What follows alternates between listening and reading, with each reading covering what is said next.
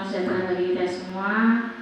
Pertama-tama mari panjatkan kita puji syukur kehadirat Tuhan Yang Maha Esa bahwa pada siang hari ini, tepatnya hari Selasa tanggal 27 bulan Agustus 2024, alhamdulillah kita bisa berkumpul di ruangan kelas 5, yaitu dalam rangka diseminasi budaya positif di sekolah kita. Yang terhormat Ibu Widya selaku Kepala Sekolah SD Negeri Betulyan Kidul 4, yang terhormat Bapak Ibu Guru Staf Karyawan SD Negeri Betulyan Kidul 04. Kami berdua dari calon guru penggerak, yaitu saya secara pribadi hari ini dan rekan saya Bapak Rama Sarjito SPD SPDI yang nanti akan memberikan pemaparan dalam sebelum kita ke materi, kami persilakan untuk Ibu Widya dalam memberikan sambutan. Kami waktu dan kesempatannya persilakan. Terima kasih, Tuhan. Assalamualaikum warahmatullahi wabarakatuh. Selamat siang Bapak Ibu semua yang terhormat, yang saya banggakan juga saya hormati, Bapak Ibu guru dan karyawan SD Negeri Betulyan Kidul 4. Saya mengucapkan terima kasih banyak atas apresiasi panjenengan semua bisa hadir mengikuti acara diseminasi menyebarkan pemahaman dan penerapan pengalaman budaya positif yang nanti akan disampaikan oleh rekan-rekan panjenengan semua, yang sekaligus juga beliau-beliau juga termasuk CGP Angkatan 11 Kota Semarang. Dan nanti setelah ini saya khususnya mengharapkan panjenengan semua bisa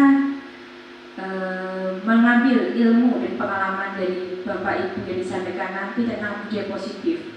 Budaya positif itu sangat baik saat kita terapkan di dalam kelas, mengubah cara pikir kita.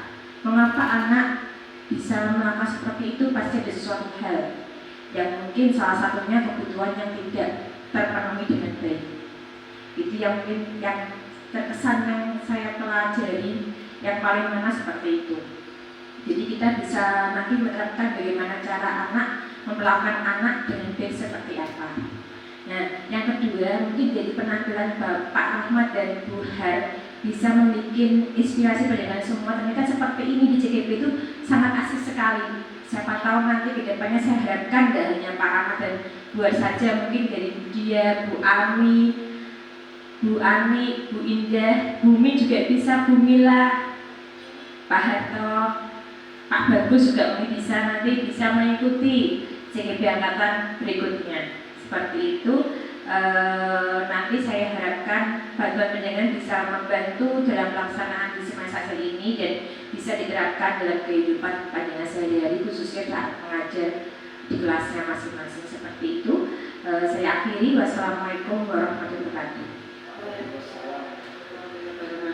Terima kasih kepada Ibu Widya yang telah memberikan sambutan kepada kami dalam acara penyebaran pengalaman dan penerapan pengalaman budaya positif. Baiklah Bapak Ibu, untuk mempersingkat waktu, izinkanlah dan kami perkenalkan untuk Bapak Rama Sarjito memberikan materi tentang penyebaran pengalaman dan penerapan pengalaman budaya positif. Waktu dan sebagainya.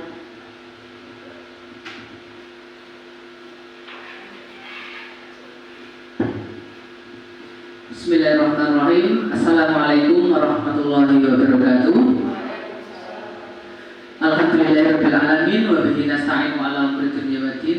Wassalatu wassalamu ala asrofil anbiya'i wal mursalin sayyidina wa maulana Muhammadin, amma ba'd. Yang kami hormati Ibu Widya Nurhayati selaku Kepala Sekolah SDN Betulyan Kidul 4. Yang kami hormati Ibu Haryani, rekan saya CGP Angkatan 11. Yang kami hormati Bapak Ibu Dewan Guru beserta staf karyawan SDN Betulyan Kidul 04. Yang pertama tentulah kita selalu manjatkan puja dan puji syukur kehadiran Allah Subhanahu wa taala. Pada kesempatan ini, pada hari ini kita diberikan waktu yang sangat luar biasa, bisa berkumpul, belajar bersama, bisa menimba ilmu, khususnya dalam penerapan budaya positif dan tentunya kita dalam keadaan sehat walafiat. Bapak Ibu yang kami hormati, saya dan Bu Haryani di sini berdiri bukan berarti kami yang paling mampu atau paling bisa atau paling pandai, tapi kami berniat bertujuan untuk berbagi praktik baik, berbagi pengalaman.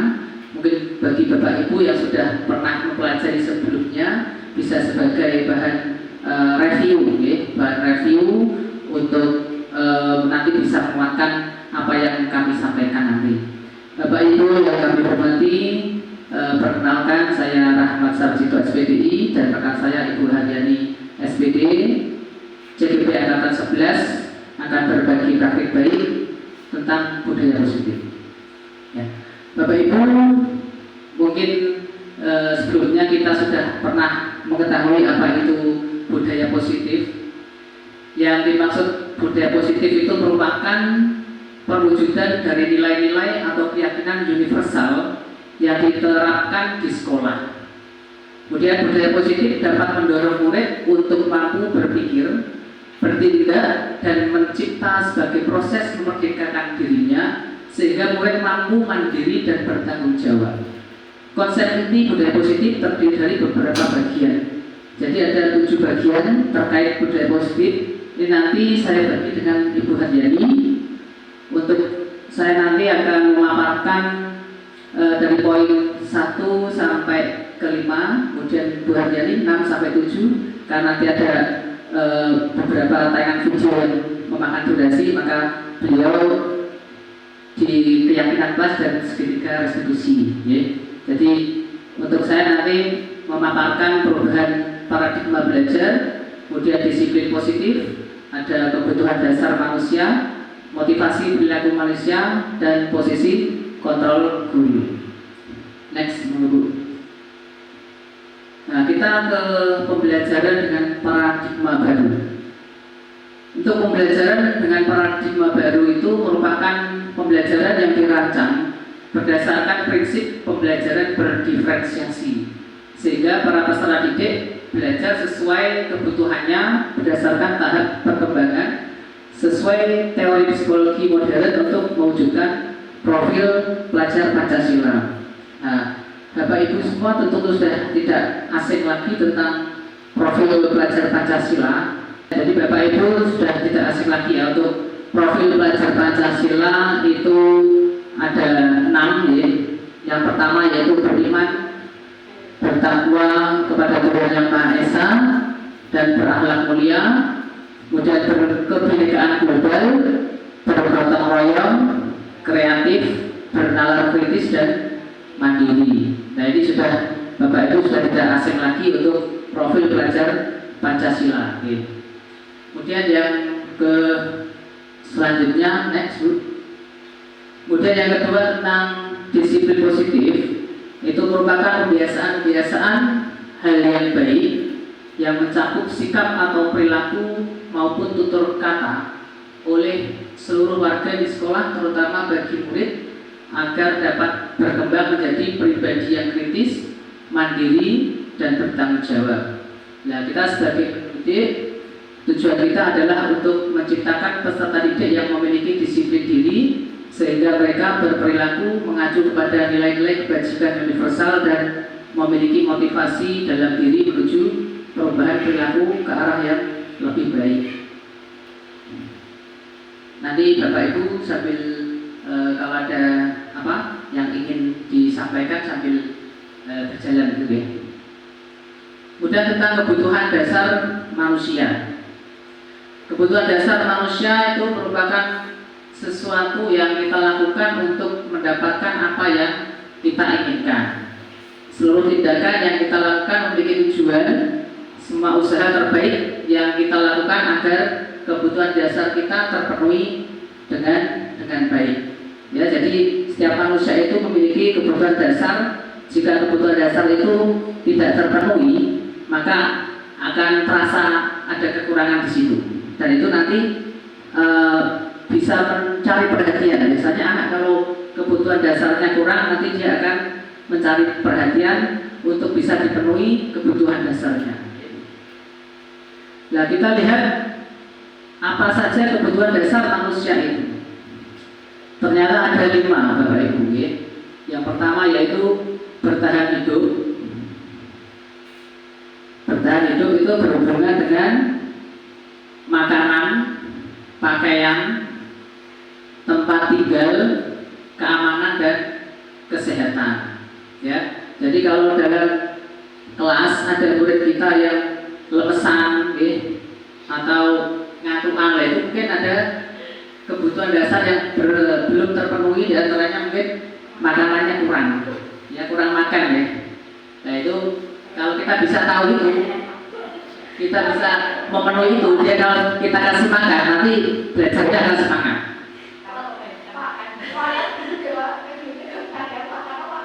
Nah itu lain lagi deh. Nah kemudian kebutuhan yang berikutnya ada kasih sayang dan rasa diterima.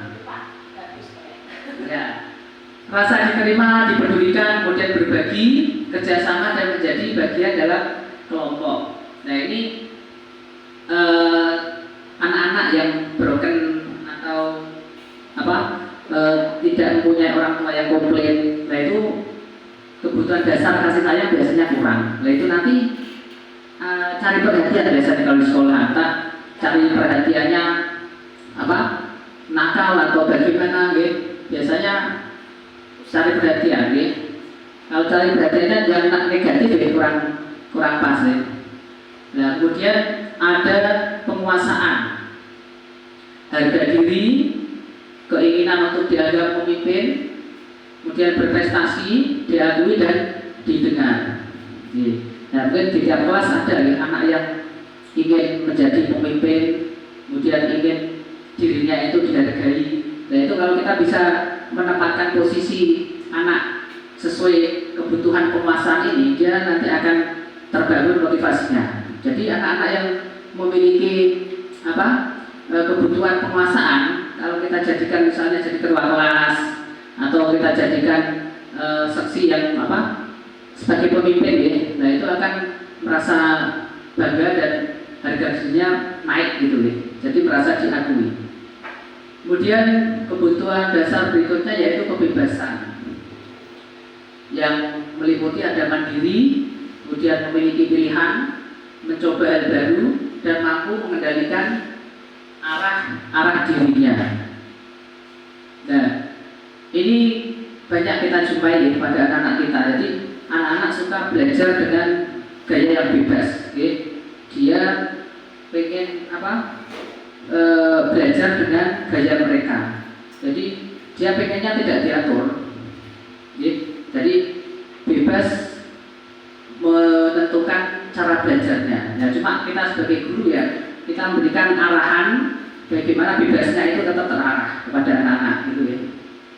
Kemudian yang terakhir, kebutuhan dasar berupa kesenangan, yang meliputi ada bermain, kemudian humor, kemudian antusias dan tertawa. Jadi anak-anak suka yang kadang suka guru, aku suka guru yang lucu misalnya ya. Saya sangat senang kalau diajar Pak ini atau Bu ini karena lucu. Nah itu berarti ada kebutuhan dasar kesenangan ini. Jadi anak itu murid suka dengan guru yang humor atau bisa ngelawak istilahnya begitu ya. Nah dari kelima kebutuhan dasar ini kita mencoba mengamati anak-anak kita, kira-kira di antara 5 kebutuhan dasar itu yang tidak terpenuhi yang bagian mana. Kalau kita bisa memenuhi setiap anak sesuai kebutuhan dasarnya masing-masing, maka anak itu akan termotivasi untuk belajarnya. Gue lanjut. Nah ini terkait hukuman, konsekuensi, restitusi. Nah ini agak beda-beda tipis ya antara hukuman dan konsekuensi. Kadang kita sulit membedakannya antara hukuman dengan konsekuensi. Nah ini coba kita telah lebih dalam terkait hukuman. Kalau hukuman itu tidak terencana atau sifatnya tiba-tiba. Ya. Jadi anak ada kesalahan, langsung kita menentukan apa hukumannya, menentukan apa sanksinya, itu namanya hukuman. Kemudian murid tidak tahu apa yang akan terjadi. Jadi tidak ada bayangan anak melakukan kesalahan terus wah nanti mau diapakan bapak atau ibu guru ya, itu belum ada bayangan. Kemudian berupa hukuman fisik atau psikis. Nah ini kalau hukuman seperti itu. Nah bedanya dengan konsekuensi. Kalau konsekuensi itu terencana atau disepakati sesuai peraturan, kemudian murid tetap dibuat tidak nyaman dan sikap guru selalu memonitor murid. Oke. Jadi kalau ada konsekuensi itu biasanya ada kesepakatan antara guru dan murid. Jadi ada kesepakatan guru dengan murid. Ayo misalnya kalau ada anak yang terlambat diapakan, nanti anak-anak yang jawab. Nah itu berarti sudah direncanakan antara guru dan murid, sudah ada kesepakatan. Kalau hukuman spontanitas sih, anak terlambat, wah langsung kamu lari ngitari lapangan misalnya, ya spontanitas dan tidak ada hubungannya dengan kesalahan yang dilakukan. Nanti akan kita pelajari lebih dalam. Kemudian untuk restitusi, proses menciptakan kondisi bagi murid untuk memperbaiki kesalahan. Proses kolaboratif yang mengajarkan murid untuk mencari solusi sendiri. Nah, untuk restitusi ini sebuah cara bagaimana kita menyelesaikan masalah dengan anak.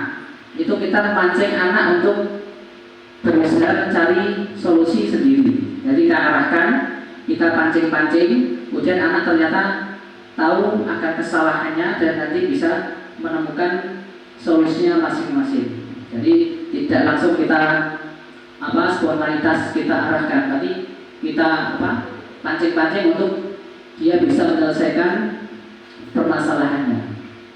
Go next week. Nah ini secara tidak langsung, itu kita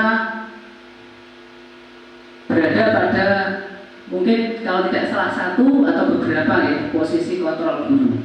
Secara tidak langsung, nah kita bagian di mana mungkin kita yang bisa menilai diri kita sendiri. Jadi di posisi kontrol guru itu ada yang pertama sebagai penghukum, kemudian yang kedua pembuat merasa bersalah, yang ketiga sebagai teman, yang keempat sebagai pemantau, dan yang paling bagus ini sebagai manajer. Nah kita akan pelajari lebih dalam, ada beberapa contohnya di slide berikutnya ya. Kita coba pahami, ada narasi berikut. Adi yang terlambat hadir di sekolah. Kalau posisi kita sebagai penghukum, ini nada suara tinggi, bahasa tubuh, mata melotot, dan jari menunjuk untuk menghardik. Ya, kita judik-judik gitu ya. Terlambat lagi, pasti terlambat lagi, selalu datang terlambat. Kapan bisa datang tepat waktu? Nah, kemudian coba kita tanyakan kepada diri kita sendiri, bagaimana perasaan murid bila guru berbicara seperti itu pada saat muridnya datang terlambat. Nah, hasil analisa bagi kasus seperti ini, kemungkinan murid marah dan pendendam atau bersifat agresif.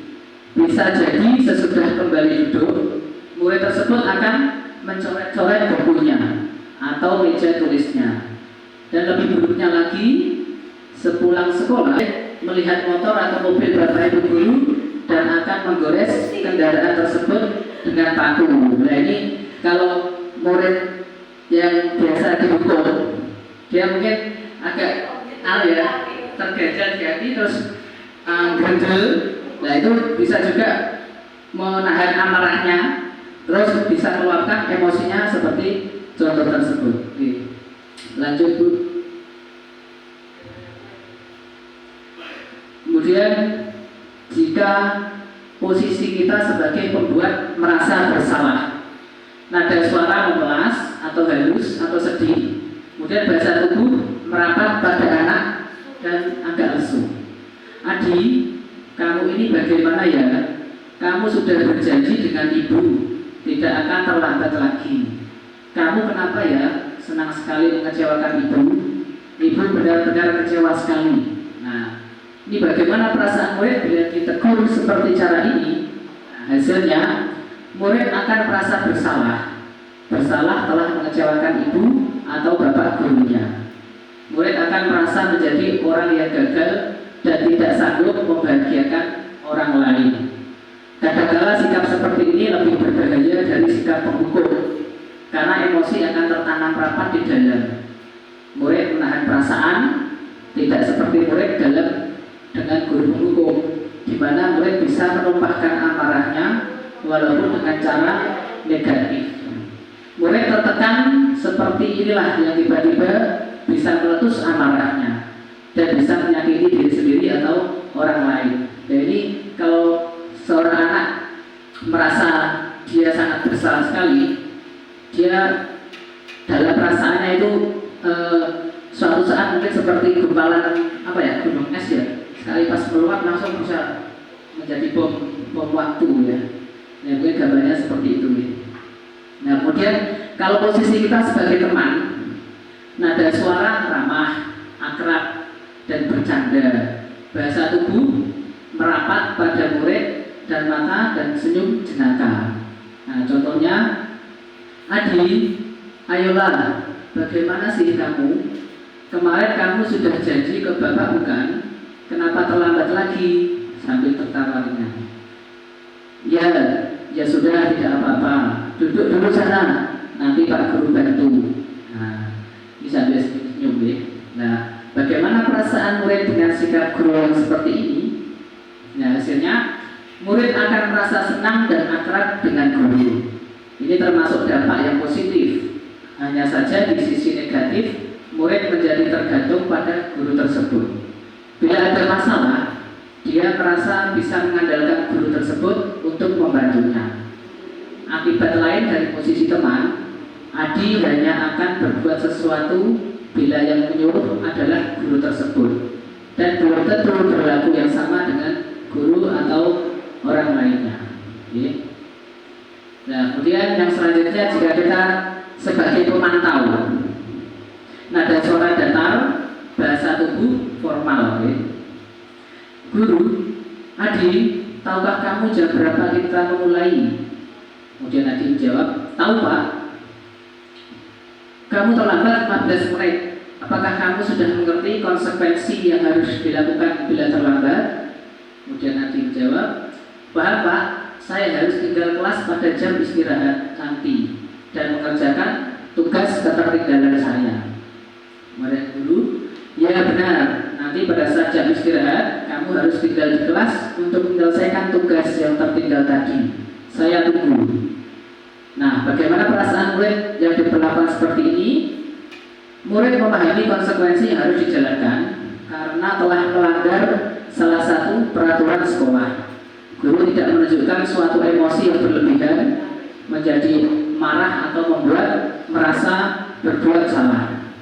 Murid tetap dibuat tidak nyaman, yaitu dengan harus tinggal kelas pada waktu jam istirahat dan mengerjakan tugas. Guru tetap harus memantau murid pada saat mengerjakan tugas di jam istirahat karena murid tidak bisa ditinggal seorang diri. Nah, itu kalau sebagai pemantau, meskipun anak dikasih konsekuensi, kita sebagai guru masih tetap memantau anak tersebut. Nah, ini yang paling kita harapkan, kita bisa menjadi seorang manajer ya. Posisi kita pada posisi manajer. Nah, ini ada suara tulus, bahasa tubuh tidak kaku, kemudian mendekat ke murid. Contoh relasinya ya, guru, Adi, apakah kamu mengetahui jam berapa sekolah dimulai? Kemudian Adi menjawab, tahu Pak, jam 7. Kemudian guru menjawab, ya, jadi kamu terlambat. Kira-kira bagaimana kamu akan memperbaiki masalah ini? Adi menjawab, saya bisa menanyakan teman saya Pak untuk mengejar tugas yang tertinggal. Kemudian guru menjawab, baik, itu bisa dilakukan. Apakah besok akan ada masalah untuk kamu agar bisa hadir tepat waktu ke sekolah? Dijawab, tidak Pak, saya bisa hadir tepat waktu. Guru, baik, saya hargai usahamu untuk memperbaiki diri. Nah, bagaimana perasaan murid diperlakukan seperti ini? Nah, pada posisi manajer, maka suara guru sebaiknya tulus, tidak perlu marah, tidak perlu meninggikan suara, apalagi menunjuk-nunjuk jari ke murid, berkaca pinggang atau bersikap seolah-olah menyesal. Tampak sedih sekali akan perbuatan murid ataupun bersenda gurau menempatkan diri sebagai teman murid. Fokus pada murid, fokus ada pada murid, bukan untuk membahagiakan guru atau orang tua. Murid sudah mengetahui adanya suatu masalah dan sesuatu perlu terjadi. Bila guru mengambil posisi pemantau, guru akan melihat apa konsekuensinya, apa peraturannya. Namun pada posisi manajer, guru akan mengembalikan tanggung jawab pada murid untuk mencari jalan keluar permasalahannya, tentu dengan bimbingan guru. Nah, ini Bapak Ibu dan yang kita harapkan semua, kalau kita bisa menjadi posisi manajer itu sangat bagus sekali. Jadi kita mengajarkan ke anak untuk bertanggung jawab atas masalahnya sendiri. Tentu tetap dengan kita bimbing. Ya. Nah, ini contoh lain penerapan 5 posisi kontrol guru. Yang pertama, kasusnya ini murid tidak mengerjakan tugas yang diberikan guru. Jika posisi kita sebagai penghukum, maka kita langsung memerintahkan berdiri dengan sebelah kaki di depan kelas. Nah, ini sangat keras ya. Kemudian kalau kita pada posisi pembuat merasa bersalah, kalimatnya seperti ini ya. Kesekian kali ibu sudah ingatkan, kamu senang ya melihat ibu terus-terusan bertindak seperti ini. Nah, seperti ini. Kemudian lanjut Bu. Kalau kita posisinya sebagai teman, ayo dong kamu kerjakan tugasnya. Nanti kalau sudah selesai kita main game. Jadi kita seperti tidak ada jarak dengan murid ya. Jadi seolah murid kita anggap sebagai teman kita ya, bestie ya. Kemudian kalau posisi kita sebagai pemantau, kamu sudah melakukan kesalahan dan sudah mengetahui konsekuensinya. Sekarang selesaikan dan segera kumpulkan. Nah, jadi ada tugas atau konsekuensi untuk anak yang bersalah. Kemudian kalau kita sebagai manajer, apakah kamu tahu kesalahanmu? Keyakinan sekolah apa yang kamu langgar dan apa yang akan kamu lakukan untuk menyelesaikannya? Nah, jadi anak diajarkan untuk bertanggung jawab atas permasalahannya sendiri dan menemukan solusinya juga atas bimbingan seorang guru yang bertindak selaku manajer gitu ya. Nah, sekarang kita main tebak-tebakan Bu ya. Nah, jika ada pernyataan saya kecewa sekali dengan kamu. Nah, kira-kira posisi kontrol kita sebagai apa Ibu? Apa Bu? Kira-kira saya kecewa sekali dengan kamu. Nah, coba kita next. Apakah? Oh ya betul ya. Nah, jadi posisi kita sebagai pembuat merasa bersalah. Ya bagus sih. Nah, jika ada pernyataan kamu tidak pernah benar melakukannya, sekarang keliling lapangan 3 kali. Nah, sebagai lanjut Bu, saya penghukum.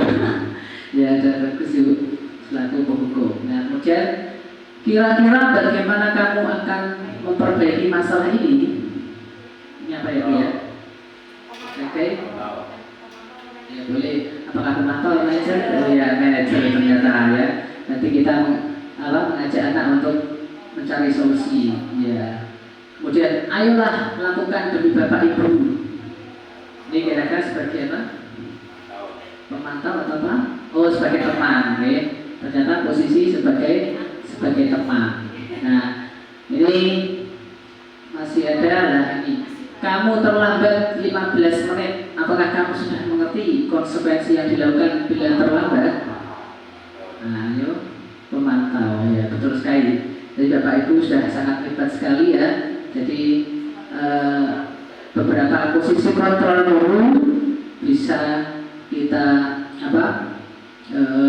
pahami dan semoga kita bisa melaksanakan dan berusaha untuk menjadi posisi manajer ya. Karena itu yang menjadi dambaan kita semua, bisa menjadi posisi manajer itu yang sangat bagus sekali ya. Mungkin dari apa yang saya paparkan ada hal yang perlu ditanyakan atau didiskusikan. Nanti ada kurangnya saya yang ada pakar di sini.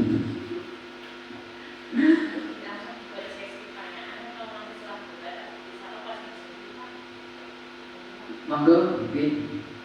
Langsung tidak apa-apa. Mungkin dari Bapak Ibu siap Pak Bagus. Ya, saya kasih mic-nya ya.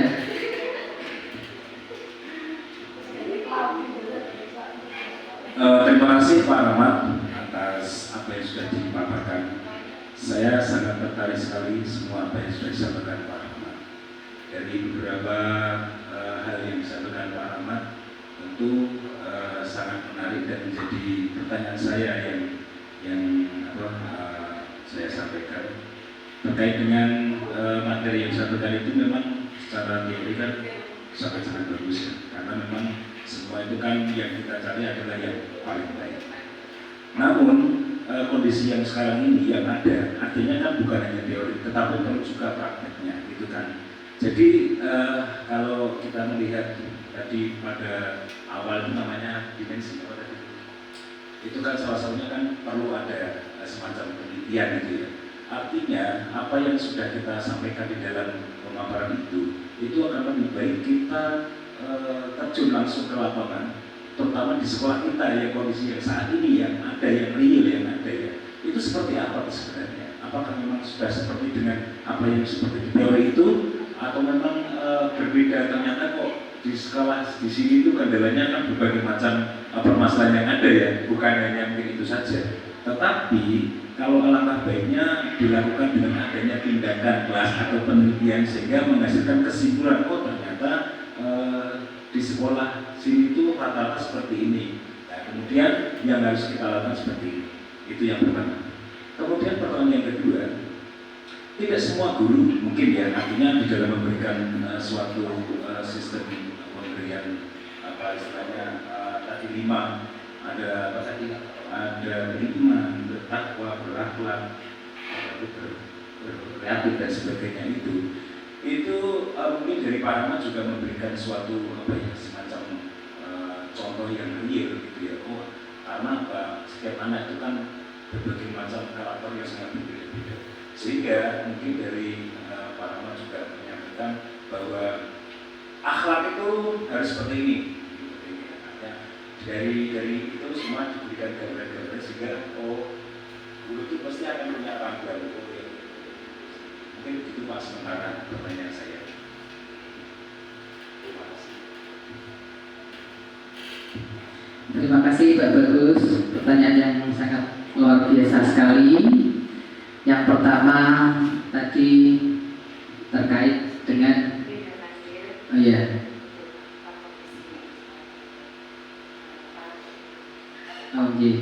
di 5 posisi tadi ya, 5 posisi kontrol dulu ya. Jadi tentang materi yang saya sampaikan tadi itu sebetulnya sudah melalui penelitian pakar Pak. Jadi sudah ada penelitian terlebih dahulu dan itu sudah diakui kebenarannya dan sudah valid dan itu sudah relevan dengan dunia pendidikan. Maka dari materi yang saya sampaikan ini kita dapatkan di pendidikan guru bergerak.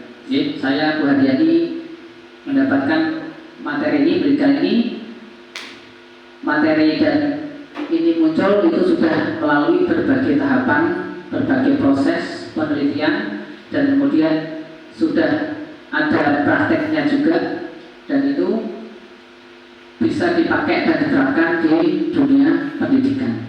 Jadi untuk posisi-posisi seperti ini, kalau sebelum saya belajar ini juga sebelumnya tidak tahu nih. Ternyata kalau setelah kita tahu ada beberapa macam posisi kontrol, ternyata banyak juga nih. Wah, saya pernah berdapat sendiri juga ini. Wah, saya ternyata di posisi seperti ini. Nah, mungkin Bapak Ibu juga merasa juga, oh saya sepertinya lebih condong ke posisi teman, oh saya lebih condong ke posisi pemantau dan lain sebagainya. Dan ini memang sudah dirasakan oleh Bapak Ibu guru semua, dan saya juga sendiri merasa oh ternyata ada posisi kontrol guru dan masing-masing bagian itu ada perannya tersendiri, dan tadi diambil beberapa contoh narasi ternyata juga masuk akal dan logis dan bisa kita terima gitu ya. Nah, kemudian untuk pertanyaan yang kedua terkait apakah guru semua melakukan tindakan tersebut? Nah, jadi dalam hal Bapak Ibu guru tetap mengarahkan peserta didik itu ke arah yang lebih baik nih. Cuma dalam prakteknya memang sangat dinamis ya. Jadi Bapak Ibu guru sebetulnya mempunyai rencana dan rancangan yang sudah sangat luar biasa. Pengennya seperti ini nanti saat mengajar mulus-mulus saja, tapi dalam prakteknya saat mengajar ternyata sangat dinamis sekali ya. Banyak hal-hal yang tidak terduga yang di luar rencana kita terjadi. Nah, terutama tadi disinggung oleh Pak Bagus tentang penanaman karakter yang berhubungan dengan akhlak ya. Jadi untuk penanaman karakter yang berhubungan dengan akhlak itu sebetulnya memang tidak 100% berhubungan dengan guru agama saja ya. Ternyata semua Bapak Ibu guru itu harus terlibat juga ya. Jadi dalam penanaman karakter maupun akhlak itu bisa kita sisihkan di setiap pembelajaran. Apalagi di kurikulum Merdeka ini sudah ada yang namanya P5 ya. P5 itu bisa dikembangkan ke arah situ juga. Khususnya kalau dari agama Islam bisa mengarah ke akhlak untuk P5-nya ya. Jadi kita sebagai Bapak Ibu guru memang sebetulnya sudah merencanakan yang terbaik untuk anak-anak, cuma kadang di lapangan banyak sekali dinamika yang terjadi ya. Yang penting kita niati dengan baik, kemudian kita laksanakan tugas dan kewajiban kita yang sebaik-baiknya. Mungkin itu Pak Bagus ya. Kemudian mungkin dari Bapak Ibu yang lain, apa masih ada yang mengganjal atau ada yang perlu dikonfirmasi, monggo. Oh iya, Bu Haryani menambahkan, siap ya. Terima kasih pada Pak Rahmat. Di sini saya akan menambahkan tadi dari pertanyaan Pak Bagus ya. Sebenarnya kita itu sebagai guru itu sudah melaksanakan posisi kontrol kita Bapak Ibu.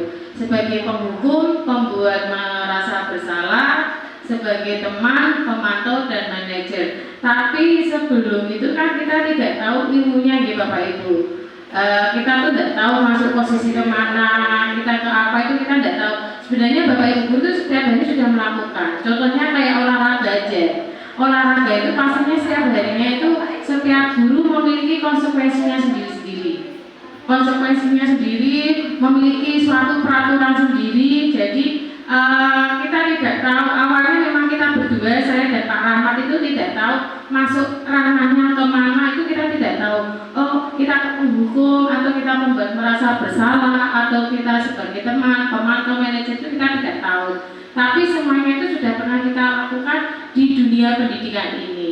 Jadi anak yang merasa bersalah pasti pertama kali yang kita tanyakan apa sih penyebabnya anak itu terjadi pertengkaran. Nanti Bapak Ibu nanti akan saya tunjukkan sebuah video yang sesuai dengan posisi kontrol guru dan sebagai tadi ada segitiga restitusi yang kaitannya dengan posisi kontrol guru. Jadi kita sebagai seorang guru itu sudah melaksanakan setiap harinya, tapi kita tidak tahu ilmu mana yang kita capai.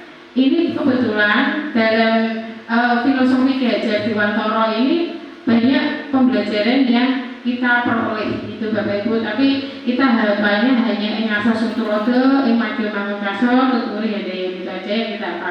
Tapi di dalam-dalamnya itu banyak ilmu-ilmu yang kita pelajari, terutama pada posisi kontrol guru. Jadi ada kaitannya ya Pak Bagus. Jadi kita semua sudah praktek, tapi kita tidak tahu posisi mana yang kita kendalikan. Kita sebagai merasa bersalah memberikan hukuman, atau kita sebagai misalkan siswa bertengkar, kita lapor ada apa sih masalahnya, kita sebagai teman dan kita sebagai manajer di sini bukan hanya sebagai pimpinan tetapi sebagai tim pengajar yang mendidik para siswanya. Itu Pak, demikian yang bisa saya sampaikan. Terima kasih. Terima kasih Bu. Nah ini monggo Bu mau tanya atau memberikan penguatan.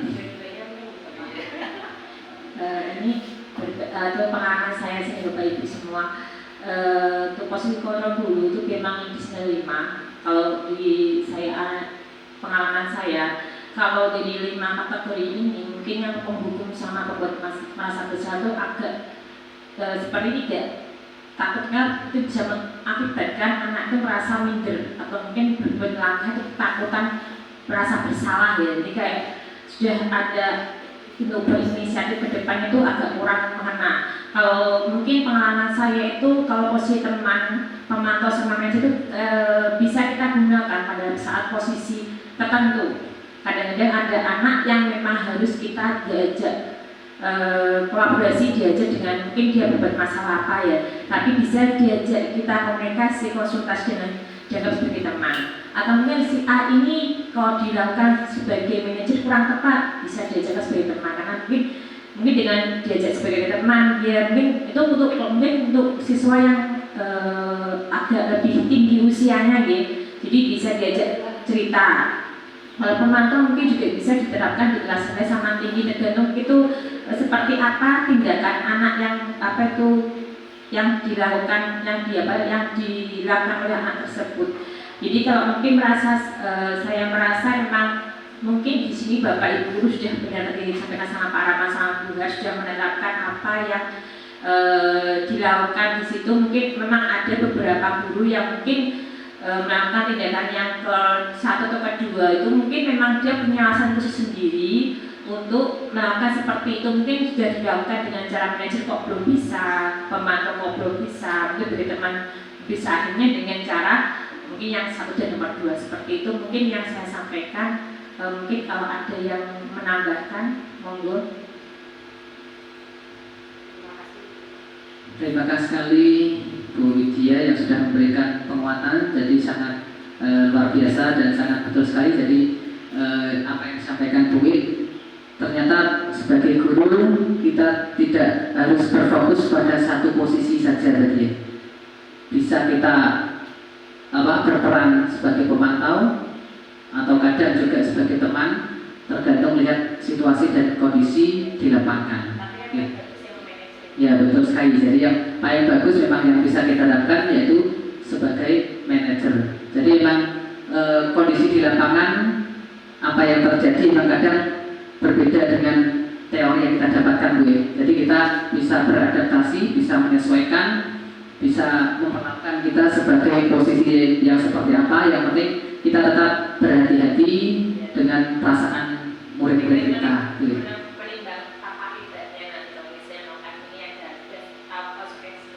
Oh iya, betul sekali Bu. Jadi kita dalam melangkah itu sudah mempertimbangkan dampak negatif positifnya, kemudian jangka panjangnya seperti apa. Berarti itu Bu.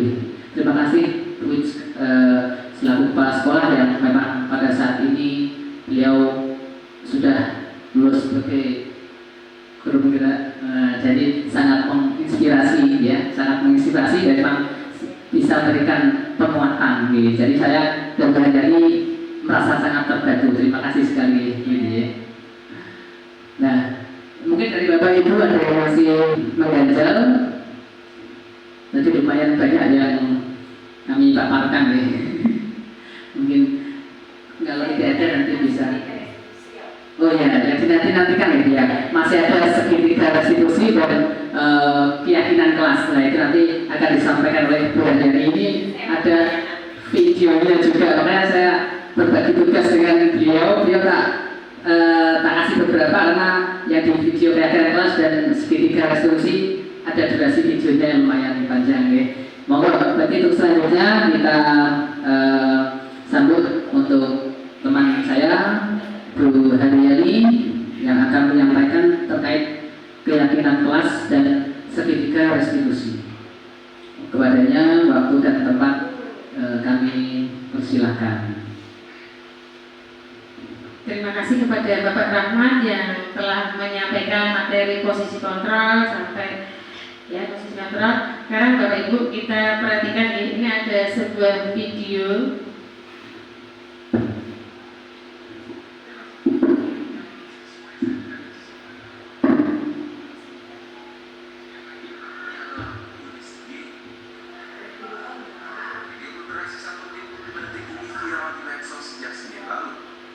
Saya diberitakan pusat, seorang oknum guru honor yang tiba-tiba marah lalu menggaris kulit. Aksi ini terekam kamera smartphone siswa lainnya menyaksikan kejadian. Diduga peristiwa itu disebabkan keterlambatan korban masuk kelas. Anak jalan lari.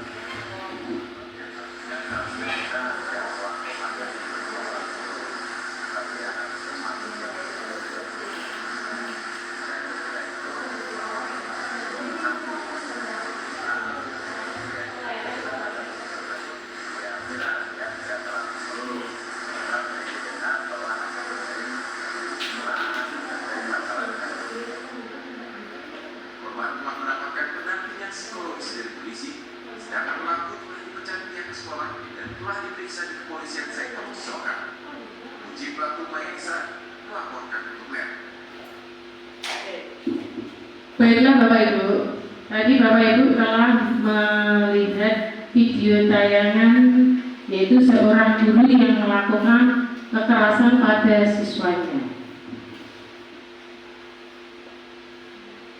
Kira-kira itu siswanya disuruh apa nih Bapak Ibu?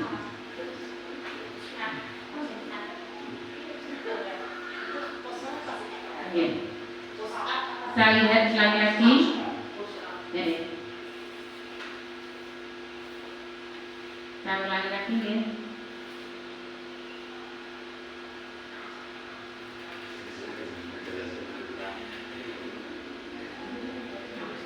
Kira-kira siswanya disuruh apa nih Bapak Ibu? Post up ya. Itu terjadi dikarenakan siswanya terlambat masuk ke kelas. Dan ini yang sedang viral Bapak Ibu. Video kekerasan seorang siswa, ini terutama pada siswa SMK. Ya, ini jadi kekerasan ya Bapak Ibu. Kekerasan yang terjadi pada seorang guru karena siswanya terlambat dan gurunya asik main HP, tidak memperdulikan siswanya dihukum berapa kali sit up-nya gitu. Nah, akhirnya siswanya mengalami kelelahan. Marah-marah ya ditendang seperti itu Bapak Ibu. Sambil tangannya nyeketing, nyekek-nyekek, gini. Marah-marah terhadap siswanya. Nah, ini adalah wakil kepala sekolah yang memberikan suatu pengukuhan jawaban terhadap teman guru ya. Ini saya ambil beritanya dari berita net, ya. Dihukum, ya, suruh push up Bapak Ibu. Disuruh push up gurunya asik dengan main HP.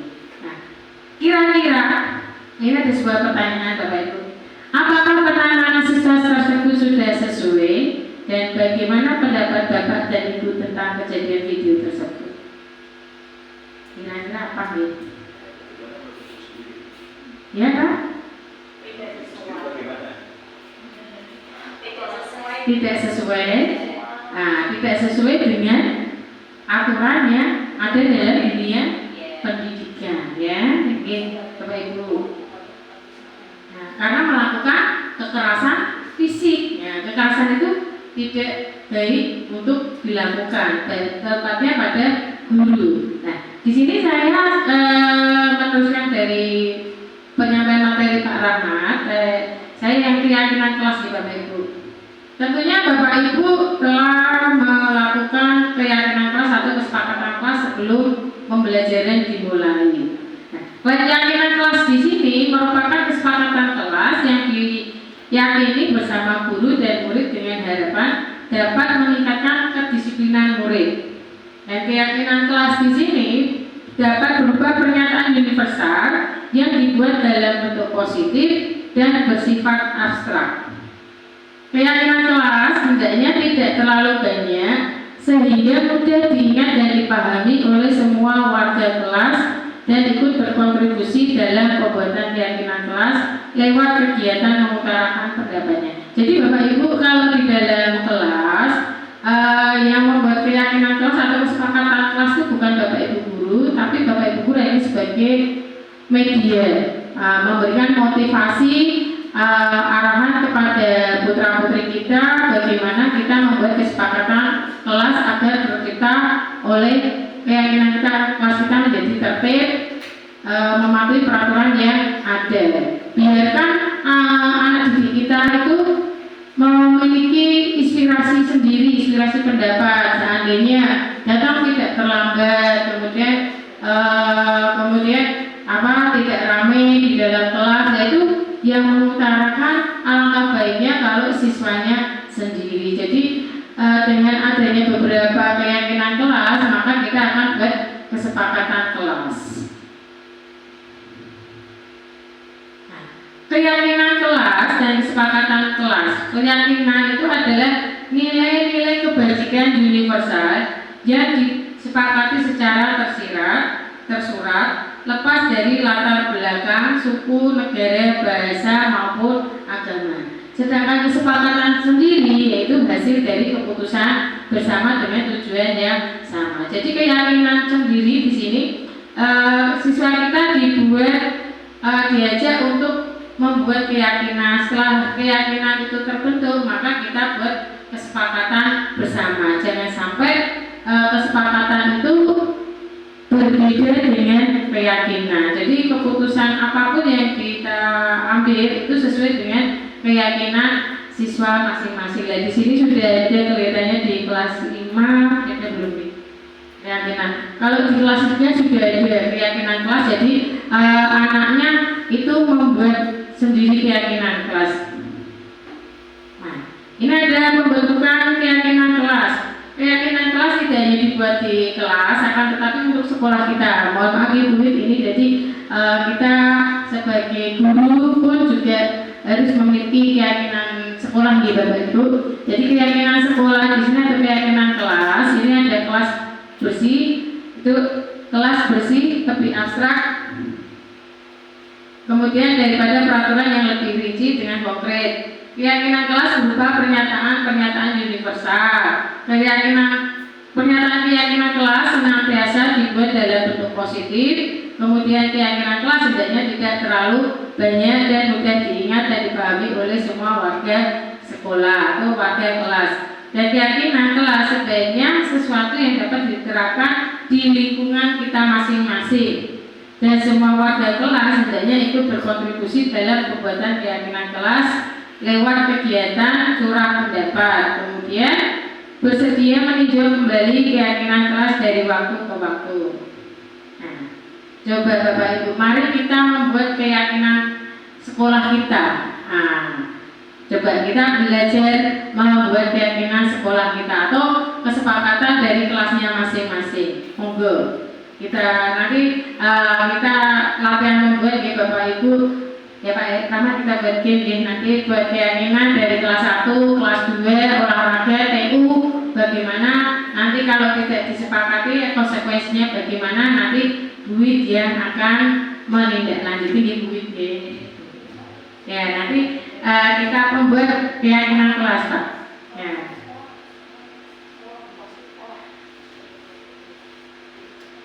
Oke, ini nanti kita buat keyakinan kelas. Nah, ini ada sebuah video.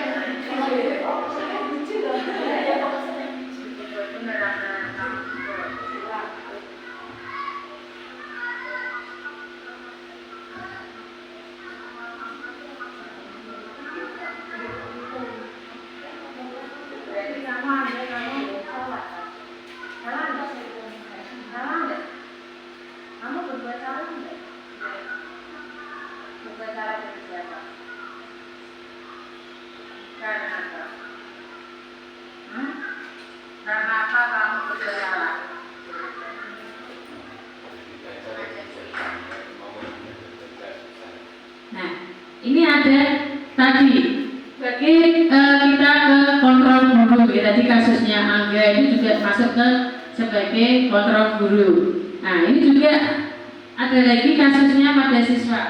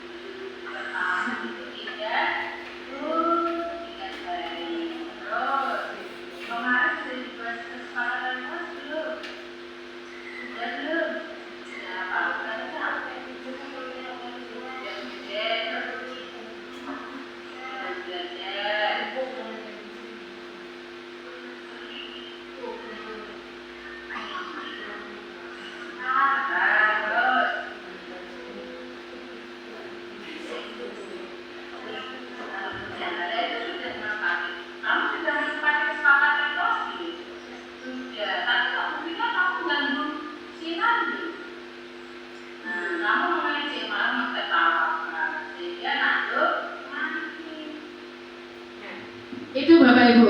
Jadi kita di kelas itu sudah menerapkan keyakinan kelas dan kesepakatan, bahkan kita melakukan posisi kontrol guru. Nah, jadi posisi kontrol guru itu kita sudah dilakukan di dalam kelas. Cuma kita kan tidak tahu kita sebagai tadi manajer yang bagaimana, pemantau yang bagaimana, kemudian sebagai teman yang bagaimana. Jadi kalau seandainya siswa kita memang salah, ya tidak apa-apa, itu memang kesalahan. Nah ini yang kasusnya kedua. Nah.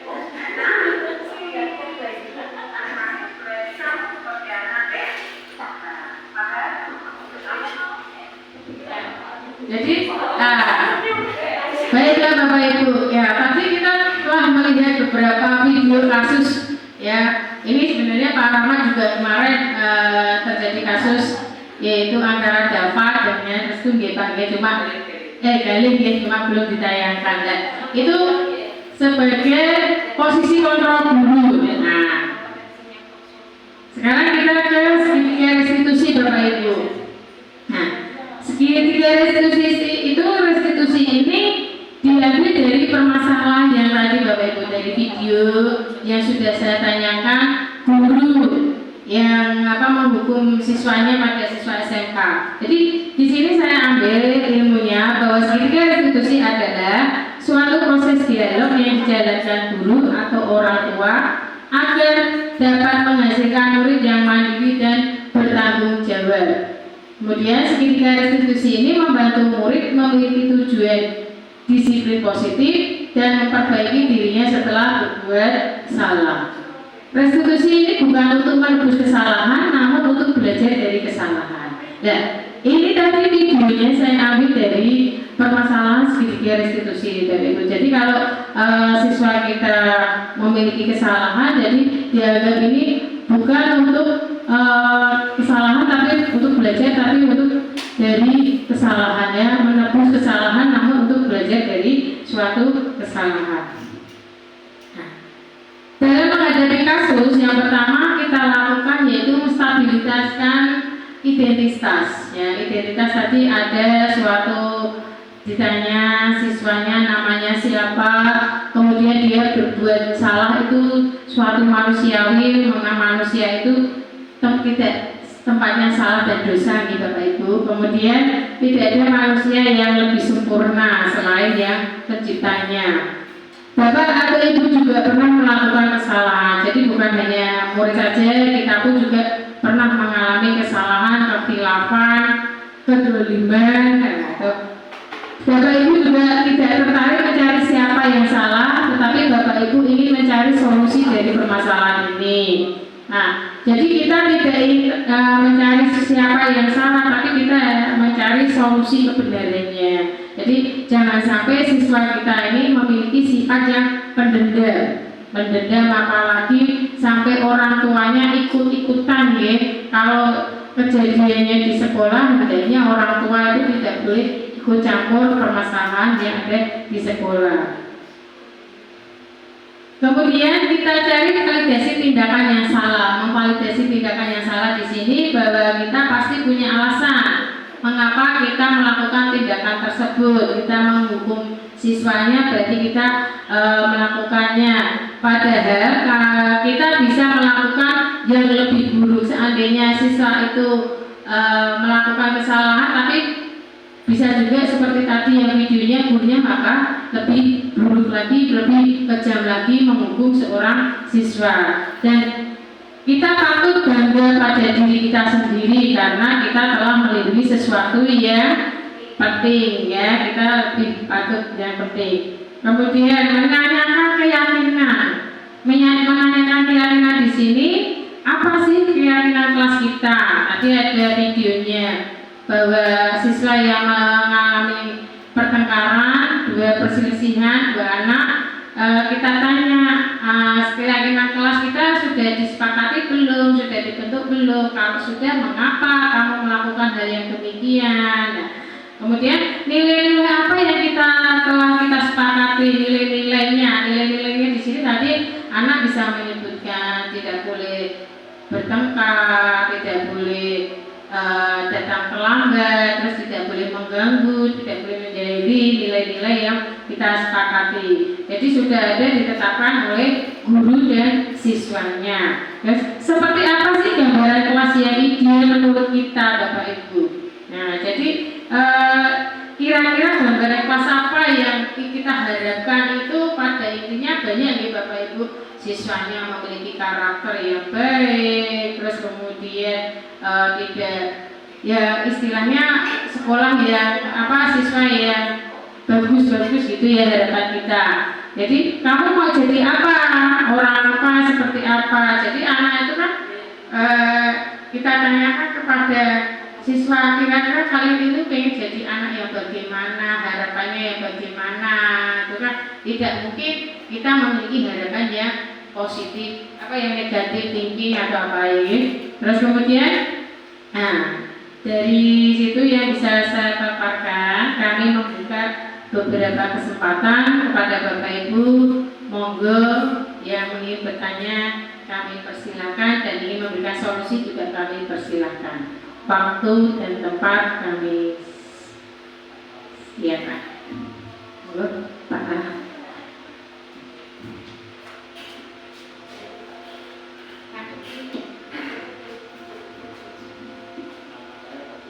Terima kasih. Kembali lagi saya bertanya terkait dengan materi disampaikan Bu Hari, karena memang sudah ada kaitannya, artinya ada rangkaiannya dari yang disampaikan Pak Rahman tadi. Sebenarnya sangat bagus sekali ya, karena tadi yang disampaikan Pak Rahman memang itu sudah melalui penelitian oleh pakar dalam dunia pendidikan. Tetapi penelitian yang dinilai atau yang diteliti itu kan mungkin kalau orang pakar-pakar itu melakukan yang bunyi dengan lupa sama ini. Pasti ke tempat sekolah-sekolah yang munafik, yang fit, yang bagus-bagus. Sehingga model karakter anak pun juga sudah terbentuk, sudah bagus karena memang itu istilahnya sudah menjadi kondisi lingkungan yang sangat-sangat bisa dikondisikan. Kemudian dari apa yang disampaikan Bu Hari di Pak Rahmat, saya kok mencermati kok tidak ada ya peran orang tua sebagai orang tua anak ya dalam kategori ini ya. Putih, siangnya Pramuka, itu banyak yang orang tua mengkomplain duit masukkan untuk sekolah. Jadi seandainya kalau memang pramukanya jadikan dari apa ya, pramukanya bajunya seragamnya tetap pramuka. Bahkan kemarin ada yang pakai pramuka, ada yang pakai merah putih, itu juga harus dijadikan konsekuensi dan kesepakatan bersama. Itu bagus yang bisa saya sampaikan. Semoga sudah cukup belum Pak Bagus, sudah puas belum jawabannya Pak? Oh sudah, alhamdulillah. Semoga nanti akan dikuatkan oleh Bu Widya kembali, karena Bu Widya itu merupakan senior dari kami ya Pak Rahmat. Beliaunya dulu guru penggerak angkatan 7 dan sekarang jadi praktek pengajar bagi kita. Demikian, Assalamualaikum warahmatullahi wabarakatuh. Mohon Bu kalau mau memberikan tambahan. Terima kasih Bu. Mungkin dari apa yang ditampilkan di video tadi, mungkin gini Bapak Ibu semua, mungkin kalau dari segi si anak dan guru, mungkin seperti tadi yang disampaikan sama Pak Rahmat, kan ada kebutuhan nih. Mungkin ada beberapa kebutuhan yang tidak terpenuhi. Mungkin anaknya juga, mungkin pada saat dia naik sepeda ontel, bannya ngebes juga bisa menyebabkan dia terlambat. Mungkin ada sesuatu kalau di luar dari kebiasaan anak tersebut.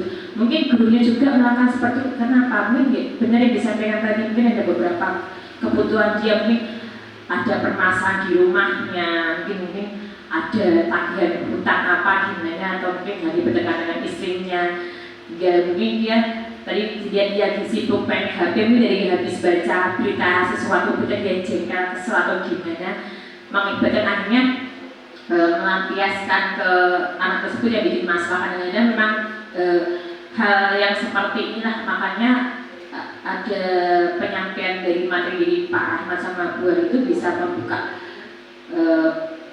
pola pikir kita sebagai guru agar nanti kedepannya bisa menangani suatu masalah itu dengan baik. Jadi bisa melihat suatu sisi itu nggak harus dari depannya saja, dari sisi belakang juga, kanan dan kiri juga. Jadi tidak jadi satu pandangan saja. Kayak saya juga sama, mungkin kacamata saya hanya depan saja, mungkin guru A di depan saya seperti ini, di belakang juga bisa kita melihat dari sisi yang lain. Kayak boleh patung Bu, ternyata pramuka banyak komentar, tapi kalau sama saya nggak ada yang masuk saya langsung Bu, Bapak Ibu juga nggak ada yang masuk. Jadi saya juga kurang tahu kalau ada yang bermasalah tadi seragam. Lalu untuk keyakinan kelas juga, kalau keyakinan kelas itu hampir itu bisa berawal di peraturan kelas. Kalau peraturan kelas masih ada kata-kata yang negatif seperti tidak boleh datang terlambat. Tapi kalau keyakinan kelas datang tepat waktu. Jadi mungkin seperti itu yang saya tahu. Yang kedua, yang ketiga juga tadi sama yang mungkin Pak Bagus juga bagus ya, jawab juga fungsinya. Begitu Bapak Ibu, semoga Bapak Ibu bisa tergerak dan menggerakkan menjadi guru calon penggerak yang hebat. Semoga ya Bapak Ibu, dari beberapa materi yang disampaikan oleh Bapak Rahmat dan saya pribadi, apabila ada kekhilafan, kesalahan dalam penyampaian materi, manusia itu tidak luput dari salah dan dosanya. Maka dari itu maafkanlah kami berdua dan mohon maaf sebesar-besarnya. Wassalamualaikum warahmatullahi wabarakatuh.